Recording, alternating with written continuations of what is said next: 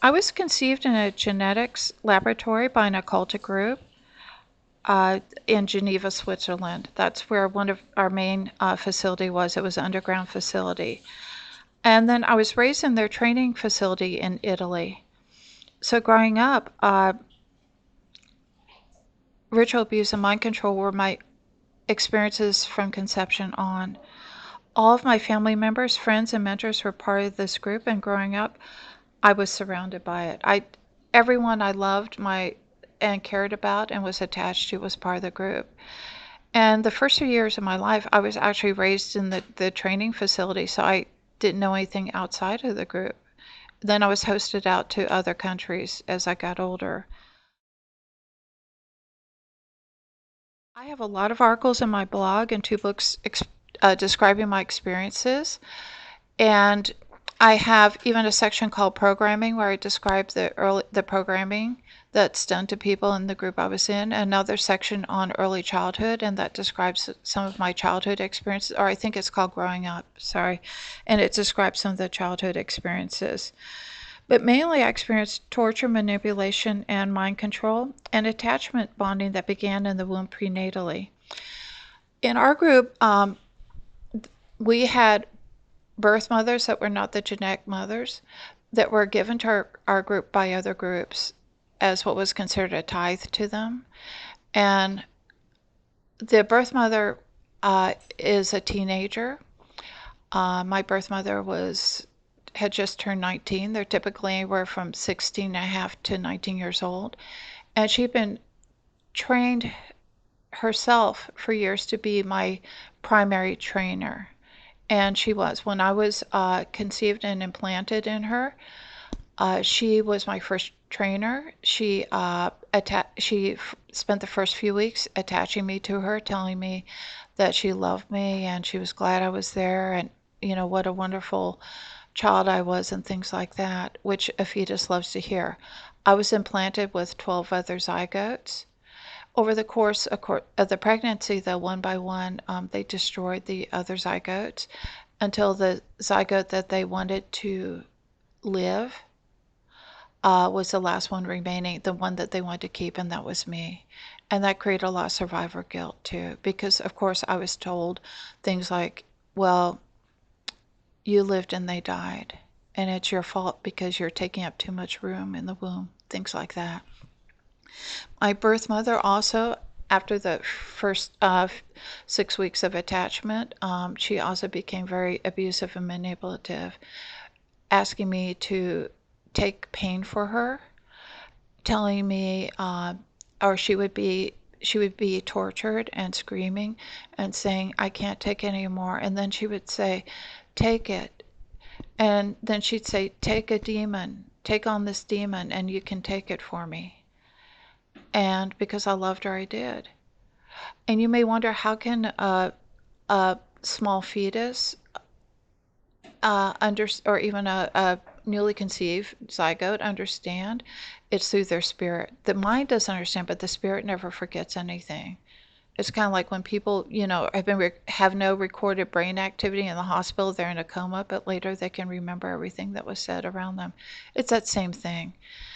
I can't tell you all the biophysiological reasons why a young fetus can understand, but they do. And they do understand at an early age much more than we give fetuses and infants credit for.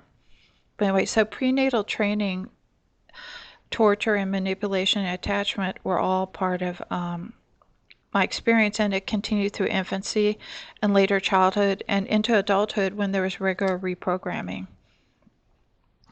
The context was to create a mind-controlled agent who could do numerous missions in a variety of settings for the group.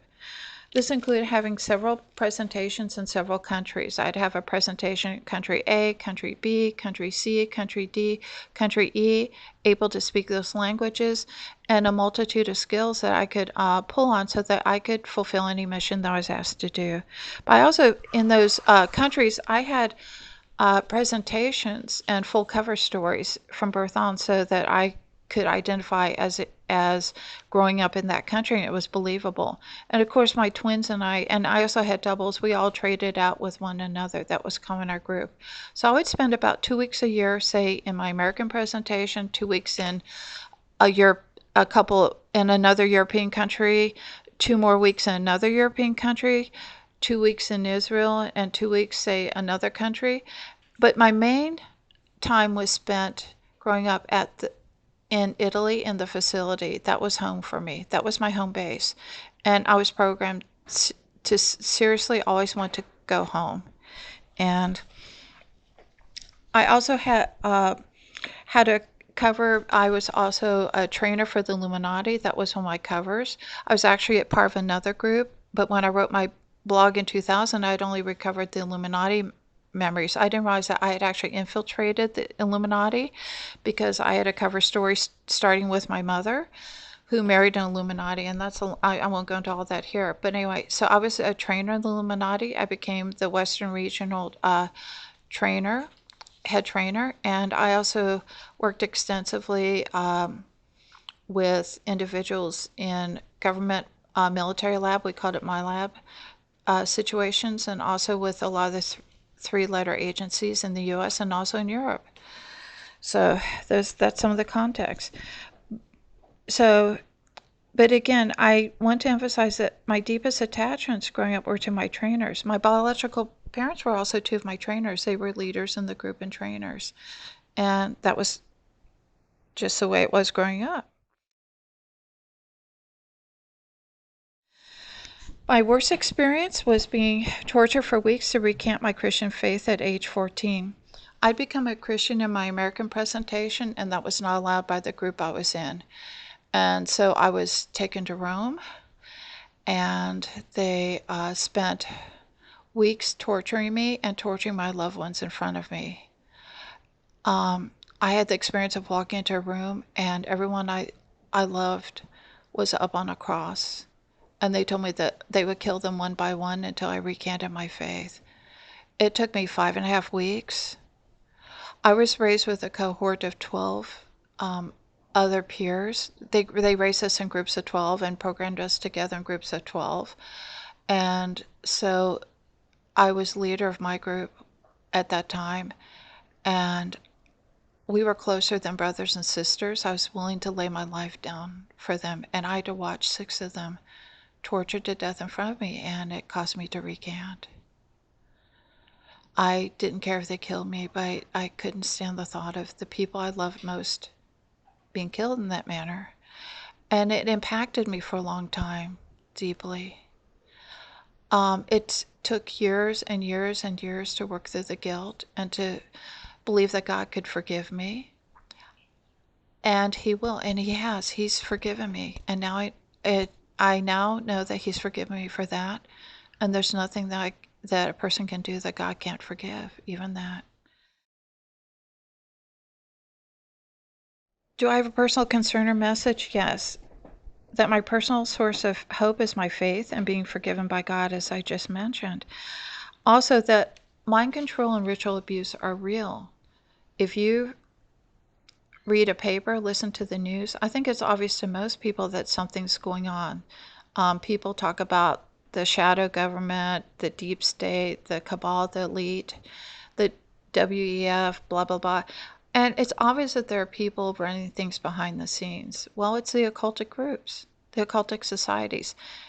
In 2000, my blog, I mentioned in 2000, I said that basically these occultic societies have taken over the areas of government, finance, our banking system, education, media, and we're even infiltrating churches and religious organizations.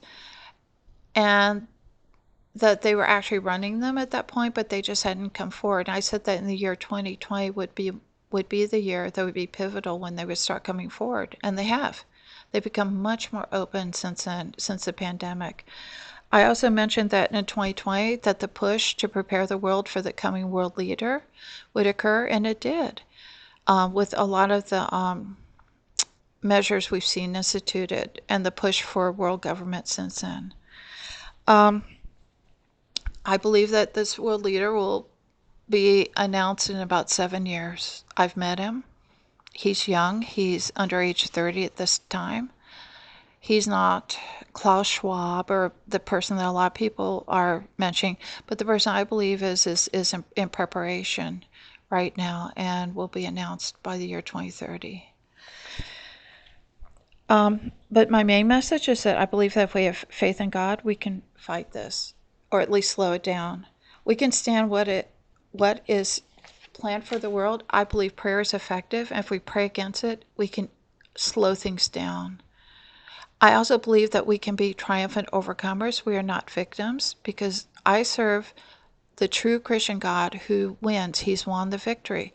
If you read the Bible, he wins in the end. Satan loses. So even if this world leader comes on the stage, he will not win. He will be deposed.